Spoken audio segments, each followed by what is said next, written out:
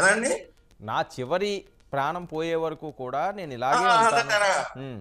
అది మా నాన్నగారు ఎప్పటినుంచో చిరంజీవి గారిని ముఖ్యమంత్రిగా చూడాలని ఆయన ఒక సంవత్సరం ముందుగానే ఆయన ఎంపీ పదవి కూడా రాజీనామా చేసిన వ్యక్తి అండి. అదొక అంటే ఒక కాపుల నుంచి ఒక వ్యక్తి ముఖ్యమంత్రి అవుతాడు, రాజ్యాధికారం చేపట్టాలని ఒక ఆయన కోరిక తీరుతుందేమని ఆయన ప్రజారాజ్యం ప్రయత్నం చేశారు. నేను ఆ రోజే మా నాన్నగారితో విభేదించి 2009 2008లోనే మా నాన్నగారితో విభేదించిన కాంగ్రెస్ పార్టీలో ఉండిపోయాను. ఆ రోజే విభేదించాను ఆ నిర్ణయాన్ని. హ్మ్. ఏమండి ఈరోజు నేను వైఎస్ఆర్సీపీలో వెళ్ళటం అనేది ఇది నా నా వ్యక్తిగత నిర్ణయం. నాకు ఇవాళ 62 సంవత్సరాల వయసు నాది.